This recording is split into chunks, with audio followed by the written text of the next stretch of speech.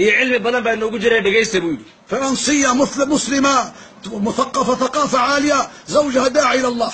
gabadha waa gabadh faransiyada oo muslimada oo aqoon leh oo jaamacadahan cilmi almaadiga taqaano wax baratay ninkeeguna waa nin daaciyo dacwada ka shaqeeya. والديها غير مسلمين. laakiin labadeeda waalidiyada muslimiin ma waa gaalo iyadoo ma muslimada. أول جماعة خرجت 40 يوم من فرنسا إلى باكستان. waxay gabadha ku jirtay jaamacadii horeysay ee France ka baxday ilaa iyo Pakistan 40 cisho. كل النساء يقولون ما رأينا مثل مرأة مثلها. dumarka oo dhan waxay yiraahdaan gabadhaas gabadh lamid weligay ma nu arkin. ما عندها دقيقة من حياتها تضيعها فيما لا يعني إلا إما دعوة إما تعليما إما تعلما إما ذكرا. حتى النساء إذا كانوا تكلموا في الدنيا وفي قال وقال هي أما تغير كلامهن بالدعوة ولا تقوم لا تجلس معهن. waxay yiraahdaan gabadha waxa laga arkay sifada cajiibka laga arkay waxa kamid ah daqiiqad waqtigeega kamid ah ma la yaani kuma dayacdo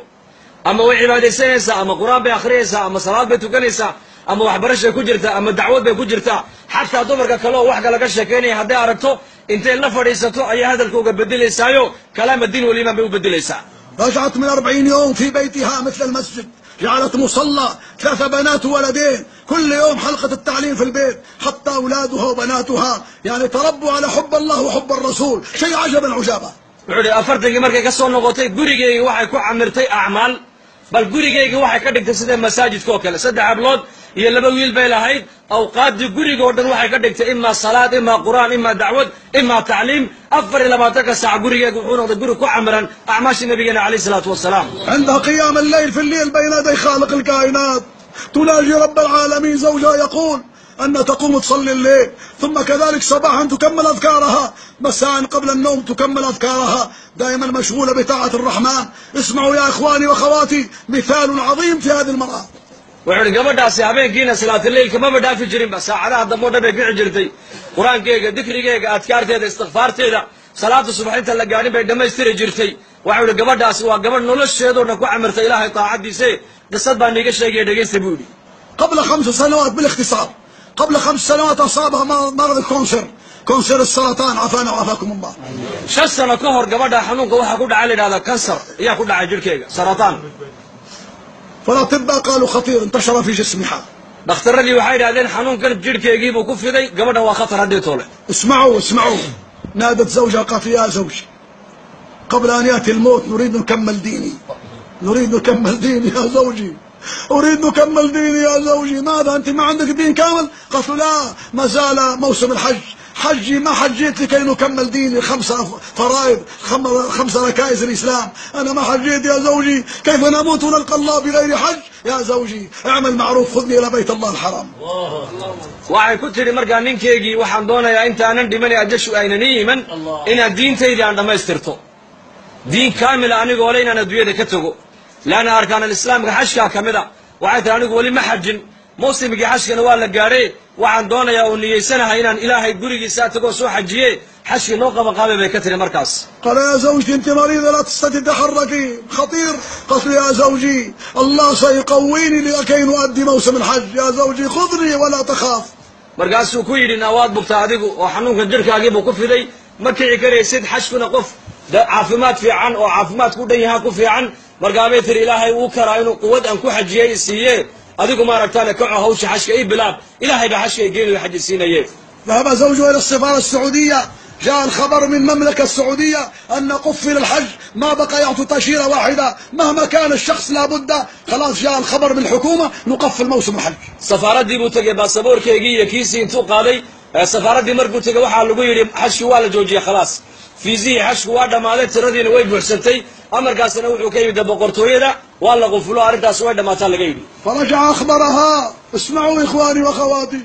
فلما أخبرها قالت له أن عندي خالق الكائنات عندي مالك الملوك الذي بيده كل شيء. قامت صلت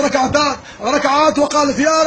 يا ربي أنت الفعال لما تريد كل شيء بيدك أنا عندي يقين عليك اللهم سهل لي التأشيرة يا رب العالمين. ما كملت الدعاء إلا من غد جاء الخبر من ملك السعودية قال للسفارة نريد بعض الضيوف يأتون ضيوف عند الملك الدنيا يأتوا يعني تأشيرة من باب الخاص طائرة خاصة مسكن خاص في مكة في المدينة مسكن خاص كل شيء خاص. وجاء زوجها وهي في القائمة متاع الجماعة ماشيين ضيوف الملك. waxuu ku tiri ninkeygii ilaahay waa qaad markuu yidhi waa la xidhay oo baasaboorkii waan geeyey oo xashki u dhammaaday ayay tihi maybe salaad intay tukatay ba ilaahay baraday tiri ilaahayow aduu awood waxaad leedahay mutlaqa inaad xashka geyso iyaku wax ma hayaan adigaa facaala amarka adigaa iska leh sanadkan waa niyooda xashka inaad tegee ilaahaw xashka igee bay tiri igee gurigaaga ilaahu gee albaabkaaga ayaa furane albaabkii ilaahay bay garaacday deedna amar baa ka yimid xaggii boqortooyada maaragtaan sacuudiga oo la leeyahay waa intaasoo dad ayaa boqorku diyaafad martigelin u sameeyey fiisaha soo siiya diyaarad khaasaa lagu qaadi xashkana meel khaasay leeyihiin muwaasalaad iyo baabuurro khaasay leeyihiin soo qaada gabadhi iyo ninkeegiiba liiskii dadkii markaa diyaafadda boqorka ku jiray ee martiqaadka boqorka ka helay ayay magaceegii iyo magacii ninkeeguba ku soo baxay توجهت إلى مالك الملوك فالله سخر ملك الدنيا فأعطاها كل شيء بالسهولة boqorka boqorada ee adduunyada iskale ayay ilaahay taladii isaga u dhiibatoy ilaahay bay bariday ilaahay caza wajal wuxuu soo sakhiray boqorkii sacuudiga deedna magaceegii qaa'imadii wuxuu ku jiray maaragtaana dadkii la cajisiinayay اسمعوا إخواني وأخواتي كل كلمة في المستقبل لها أثر كبير تحرك الجبال dhagaystay buu haddaba hadallada soo socda kelmad kastoo qisada gabadha ku saabsan taasiir baaliqii nolosheena ku leedahay buu زوجها نعرفه معنا في الشورى زوجها قال لما ذهبت هناك كأن لم يكن بها مرض في السرعة وفي كل الوسائل قامت في كل المناسك إلا ولها نشاط عجيب wuxuu ninkeegu waa nin saaxiibkayaa buuhi annagoo ahlu shuuraha naga mid a oo maalin walba nala jooga isagaa axwaasha na siinaya wuxuu yidhi mar alli markii aan xashkii tegnay ilaahay caza wajalla gabadhii waxaad moodaa intuu xanuunkii ka qaaday inuu quwadii caafimaad geliyey ilaa xashka ay ka dhammaysanaysa waxa yidhi waa caafimaad qabtay buuhi لما رجعت سقطت في البيت وزاد عليها المرض فأخذوها العملية 7 ساعات في العملية إخواني وأخواتي 7 ساعات في العملية لما قامت من البنش قال لها زوجها كيف حالك قالت له والله قلبي يكاد يتفجر من النور لماذا قالت لأن لما بدأ المنش وبدأ العملية رأيت وجه النبي صلى الله عليه وسلم واقف أمامي حبيب الله واقف أمامي رسول الله واقف أمامي لما انتهيت من العملية والبنش رسول الله ذهب تمنيت نبقى في العملية كذلك waxau yidhi walaalayaal mar alli markii xashka ka soo noqotay way dhacday markii xashka joogtay xanuunka waa laga qaaday jirhkaygii quwad wuxuu ilaahay geliyey ay acmaashii xashka o dhan ay ku soo dhammaysatay gurigeygii markay ku noqotay way dhacday dhakhtarkuu geeyey waxayba gashay koomaa bay gashay 7 saacadood baa gabadha qalliin dhakhtarradu ay kula jireen oo nafteedu adduunyada ay ka maqnayd walaakiin 7 saacadood kadib markii qalliinkii la dhameeyey naftu ay ku soo noqotay ee suuxdiinkii ay ka soo kacday ayuu ninkeyga ku yidhi iska waran markaasay ku tiri wallaahi waxaan u dhowaaday nuur daraaddeed inaan qarxo waayo 7 saacadood ee qalliinka aan ku maqnaa wejigii nabigeenna moxamed calayhi salaatu wasalaam ayaa sidaa ii hor joogoon eegayay bay tiri nuurkiisii ee qalliinku muu iisii dheeraadaa si aan wejiga nebiga aragtidiisa ugu raaxaysta bay tidhi تمنيت تبقى في العملية كذلك waxaan tamaniyey tidhi in camaliyadda qalliinka laygula jiray dhakhtarka in laysii qalaan jeclaaday bay tidhi يا زوجي خذني لبيتي نموت بين أولادي وبناتي خلاص جاء الوقت يا زوجي خذني إلى البيت waxay tidhi aniga saacaddaydii way dhammaatee iga qaad dhakhtarkan oo ciyaalkayga i dhex gee aqalkayga iyo ubadkayga dhexdooda haskaga dhintaa bay tidhi buu yidhi في ذاك الأسبوع مات يوم السبت ونحن عندنا مشورة أوروبا في بريطانيا زوجها لابد يمشي معنا كنا من عادة نمشي يوم الخميس الجمعة في الطريق نوصل يدوس بري يوم الجمعة مساء تبدأ المشورة السبت المشورة يوم الأحد صباحا نرجع فزوجها لما رآها في سكرات الموت قال أنتم امشوا أنا لا أستطيع لأن زوجتي في سكرات الموت waxau yidhi markaa usbuucaas waxaan lahayn buuhi mashhuuradii Awroba ayaa lagu qabanayay maaragtaan Britaniya Ingiriiska lagu qabanayay waxay ahayd tartiibtuna khamiis baa soconnaa jimcana dariiqan ku sii jirnaa sabtina suuradu way bilaabantaa markaa safarkii aan gudagalnay ayaa ninkeygii noo yimiday wuxuu yidhi wallaahi gabadhii aad bay u xanuunsan tahay dadul waa sakaraad weeyaan anuu inima raaci karaye ii shuureeye oo ininku sii socday buu yidhi anu kama tegi karaye اسمعوا إخواني وأخواتي اسمعوا تضحيات الفرنسية المسلمة الجديدة اسمعوا gabadha faransiyada ee muslimadda jadiidada sida diinta ugu hurtay ay diinta ugu tadxiyootay dhagaysta buu yidhi sheekh قلت يا زوجي لماذا ما ذهبت المشورة فهو تردد قالت له عرفت أنك تريد تبقى معي وأنا نموت وأنت بجواري يا زوجي ليس في فائدة تبقى معي عند موتي فائدة لي عندما تكون خارج ويأتيني ملك الموت يا زوجي المرأة تحب تموت وزوجها بجوارها نريد نضحي تضحية أخيرة أنت نموت وأنت خارج في سبيل الله حتى الله يعطيني على درجة في الجنة markaasi ninkeygii ku tidhi maxaa kaa reebay shuuradii aaway culammadii soo mashhuuradii ma jirto maxaa ku reebay adiga markaasuu daa u sheegu yidhi adigii baa sakaraado waa la reebo adaa ku hadhay markaasay tiri ma waxaad doonaysaa inaan agtaada aan ku dhinto anigu miyaad doonaysaa bay ku tidhi anu waxaan jecelahay tidhi inaad adigoo iga maqan aan dhinto si ilaahay ajar ziyaadaa ii siiyo taas adoo iga maqan oon dhintaa ii faa'iido badane la joogaad ila joogteen agtaada ku dhimanayo aniga faa'iide iima leh gabdhuhu waxay jecel yihiin raggooga agtooda inay ku dhintaan laakiin anigu waxaan jecelahay tidhi adoo ilaahay dartii u maqan inaan dhinto naftu ay ga baxdo si aan aakhirkayga nolosheeda inta u dambaysana aan diinta ilaahay ugu tadxiyoodo بقاؤك لا يفيدني la joogaad aniga ila joogta waxba ima tarayay ka tidhi لا يفيدني أريد أن ضحي آخر ضحية قبل خروج روحي intay naftu aniga iga bixin tadxiyadii u dambaysay inaan diinta u huro ayaan jecelahay tidhi ودفعته حتى ركب في الطائرة يوم السبت صباح والتحق بنا orada socabay ku tidhi markaasay dabada ka soo kaxaysay sabtidiibu markaa nagaga dabiimiday annakoo joogna Dewsbury oo maaragtaan ingiriisku noogu yimid diyaarad soo raacay أنا كنت حاضر في ذاك اليوم الساعة 10 وصل عندما وصل جاء التليفون زوجتك انتقلت إلى جوار الله رحمها الله فعند ذلك كل من راه بكى كل من راه بكى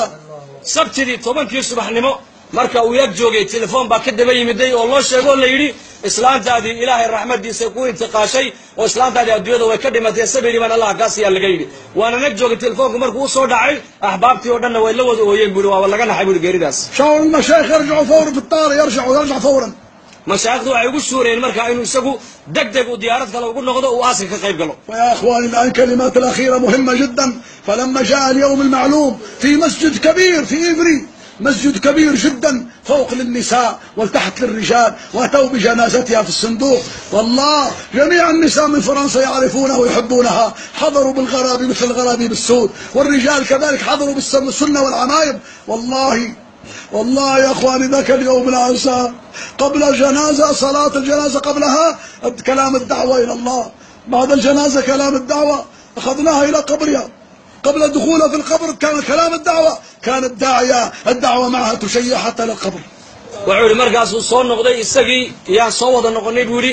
waxaan ka soo gaadhnay buu yidhi aaskii masaajid weyn oo jaamica ayaa meydkeegii la keenay dushana dumarka masjidka buuxiyey hoostana ragga ayaa buuxiyey gabadh muslimada oo daaciyada oo xijaaban oo niqaaban ma joogin waddankaas ilaa janaasadeedii aaskaygii waa laga soo wada qayb galay raggii ducaad oo dhan way ka soo qayb galeen gabadhaas waxaa cajiibkan ka arkay buu yidhi waxaa ka mid a salaata janaazi intii lagu tukan bayaan baa la jeediyey salaadii markii laga baxay bayaan baa la jeediyey qabriga markii la dulgeeyey bayaan baa la jeediyey qabrigii marka ciidda lagu rogay bayaan baa la jeediyey limaada laana gabadhu daaciyad bay ahayd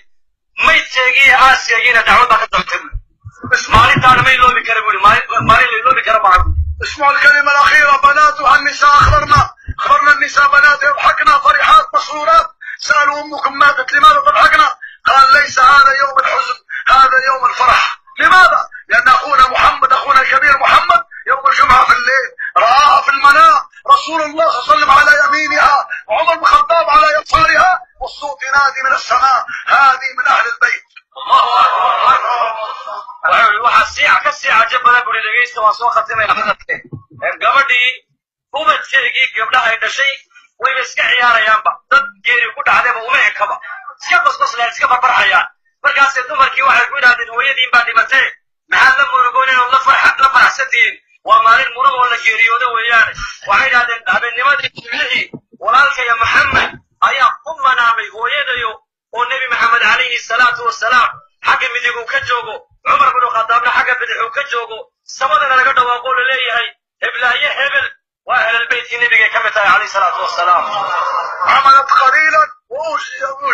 وأجرت كثيرا هي بقولها عمل فشو ديته وتضحيوتي لكن أجر وين إلهي واسيب هذه مسلمة جديدة ماذا المسلمات القديمات في جيبوتي في كل مكان ماذا